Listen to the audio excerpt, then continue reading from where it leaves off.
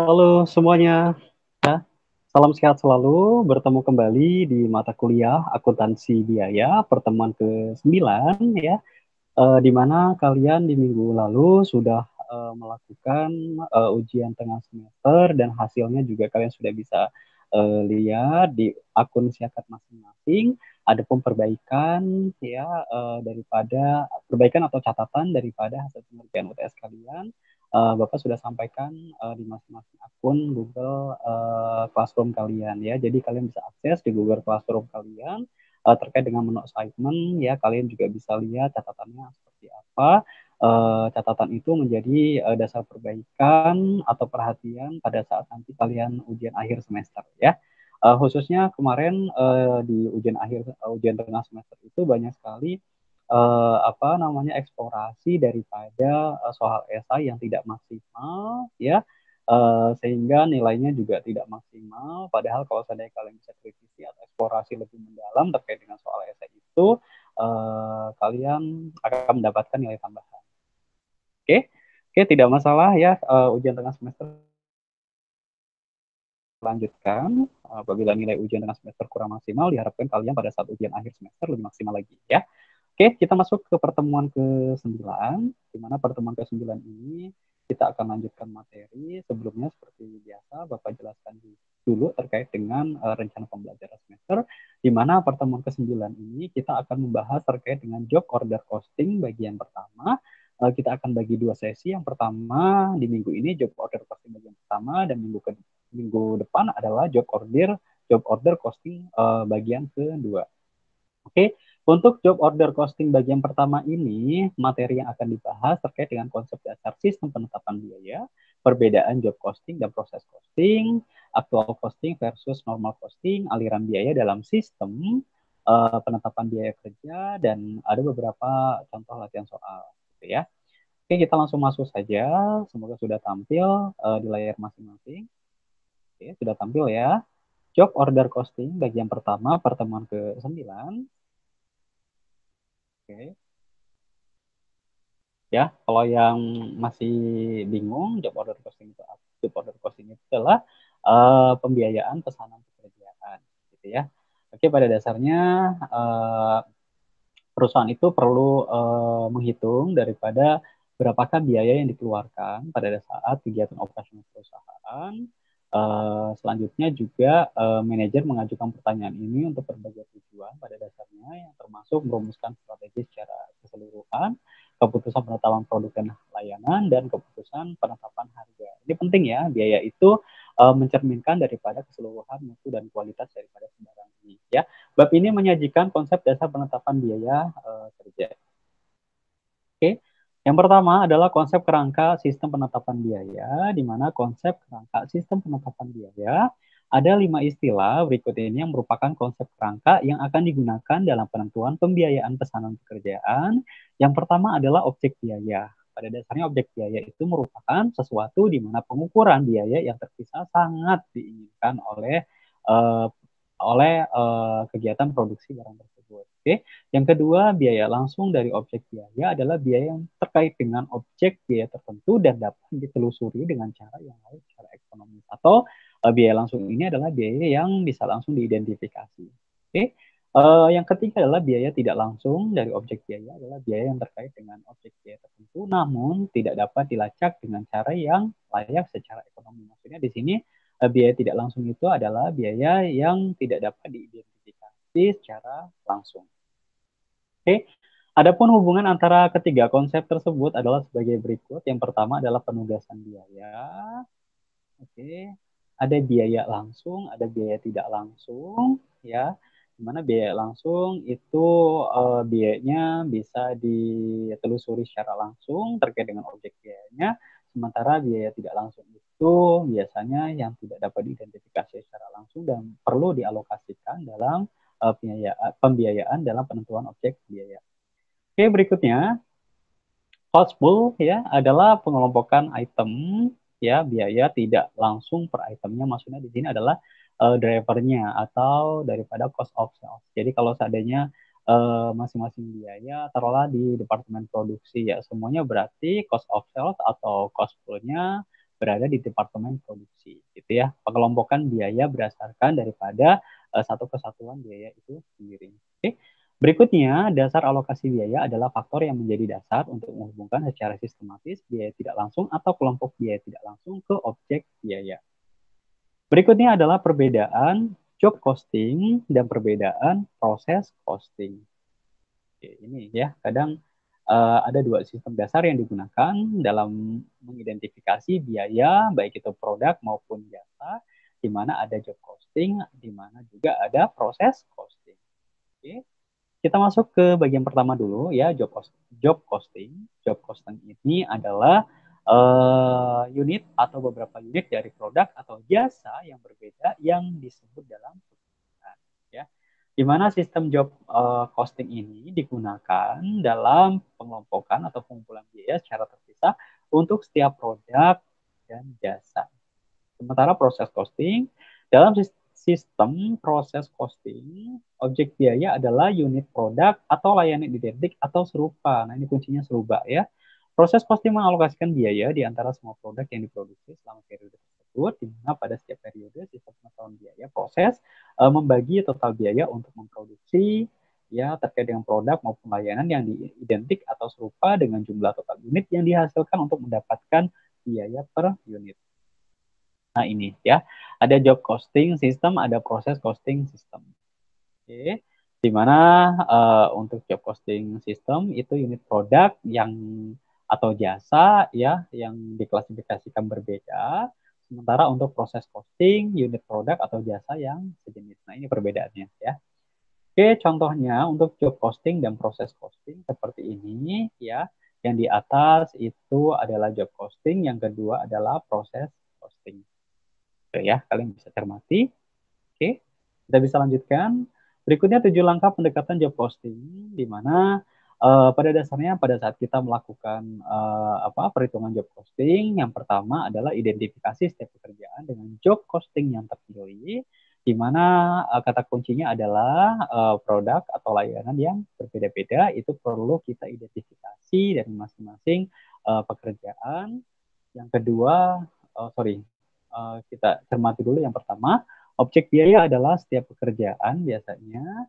Langkah kedua, identifikasi biaya langsung pekerjaan, di mana ada biaya bahan baku dan biaya tenaga kerja langsung. Oke, biaya bahan baku itu merupakan dokumen sumber dasar yang disebut sebagai catatan permintaan bahan yang berisi informasi terkait dengan biaya langsung yang digunakan pada pekerjaan tersebut tertentu. Sementara tenaga kerja langsung itu yang mensupport daripada penghasilan atau penciptaan daripada produk itu sendiri. Dan tentunya perlu ditelusuri berdasarkan departemen-departemen terkait. Oke, yang ketiga adalah pilih dasar alokasi biaya untuk mengalokasikan biaya tidak langsung pekerjaan. Pada dasarnya karena biaya ini tidak ditelusuri ya ke pekerjaan tertentu, manajer harus mengalokasikan ke pekerjaan secara sistematis.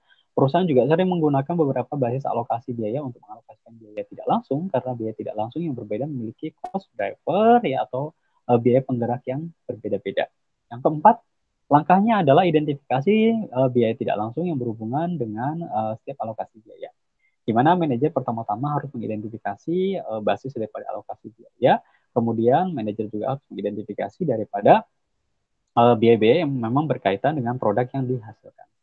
Oke, langkah kelima, hitung tarif per unit setiap basis alokasi biaya yang digunakan untuk mengalokasikan biaya tidak langsung pekerjaan. Jadi di sini diharapkan kita sudah melakukan perhitungan terkait dengan tarif per unit dari masing-masing biaya-biaya yang memang dialokasikan dalam produk tersebut. Nah, ini dia ya tingkat overhead produksi yang dianggarkan ya. Itu diperoleh dari biaya overhead produksi yang dianggarkan dibagi dengan jumlah anggaran dasar alokasi yang dianggarkan. Nah, ini rumusnya ya.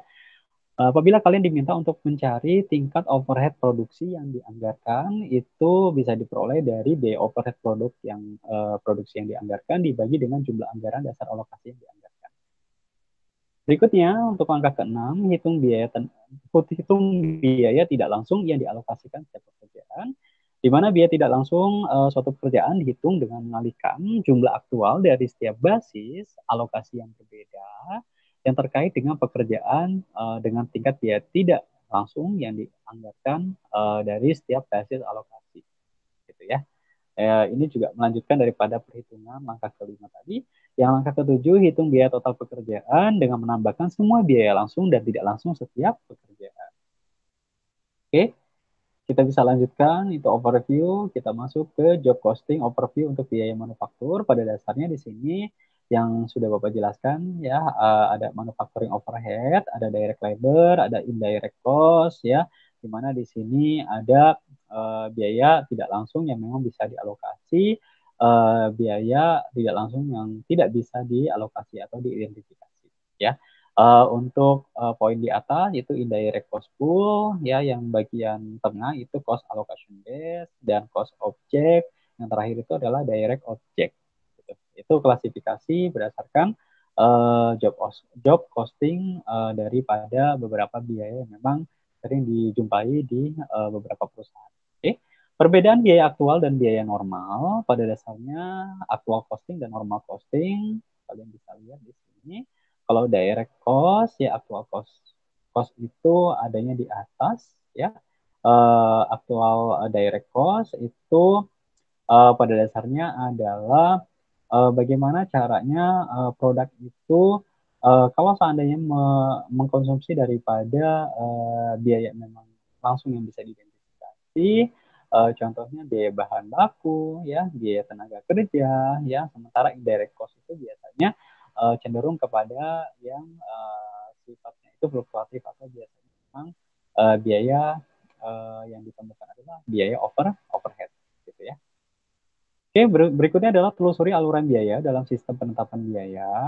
Ya, kalian bisa cek di sini ya, di balance sheet itu ada income statement revenue ya. Kalian bisa tracing daripada overhead sendiri, bisa dari purchase-nya ya, direct material, direct manufaktur labor ya, terus juga conversion barang dalam proses sampai dengan barang jadi, sampai dengan menghasilkan COGS, itu termasuk anggaran biaya dalam penetapan biaya kerja gitu ya. Nah, ini contohnya ya, kalian sudah bisa membuat jurnal tentunya. Ada beberapa transaksi. Yang pertama, pembelian material langsung dan tidak langsung sebesar 89.000. Apabila perusahaan membeli material sebesar 89.000 dolar, maka tentu ya jurnalnya adalah material control terhadap account payable control sebesar 89.000 gitu ya. Kalian juga bisa identifikasi menggunakan buku besar ya, terkait dengan bisa TOEFL maupun tes kontrol. Di contoh ini menggunakan tes kontrol, material kontrol di debit 89.000, account payable kontrol 89.000 di kredit. Oke.